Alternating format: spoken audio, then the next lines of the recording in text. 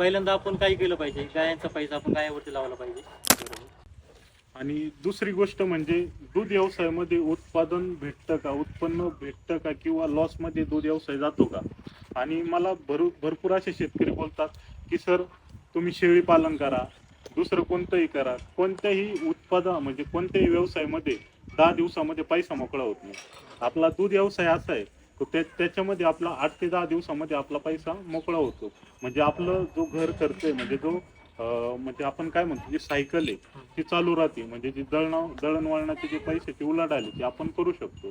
तर मला ह्या गोष्टीवर एक म्हणजे प्रश्न विचारायचा आहे का दूध व्यवसाय जो तुम्ही करताय आता 3 ते 4 वर्षाचा तुम्हाला अनुभव आहे बरोबर, त्यापूर्वी पण तुम्ही थोडाफार करतच होता.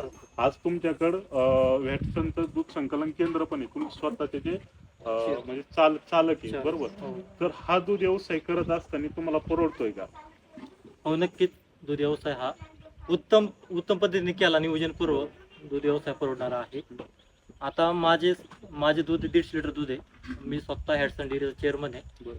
माझं गोकुळ उद्योग समूह नावाने व्यवसाय चालू आहे. तिच्या अंडर मी अनेक व्यवसाय सुरू करणार आहोत. तिचे ना 45 रेट घेतो.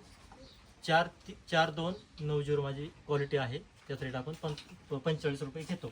नंतर माझं नियोजन आहे शेळी पालन करण्याचं नियोजन मोठं बरोबर. आता 200 बकऱ्या शेळी पालन नियोजन मी प्लॅन तयार करतोय बरोबर.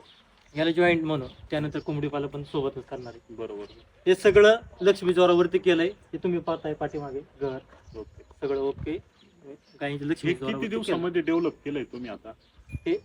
हे मला साधारण 3 वर्षात मी सगळा सेटअप लावलेला आहे. आता इथून पुढे फक्त लक्ष्मीचा पैसा लक्ष्मीच लावायचा. धन्यवाद. तुमचे आभार.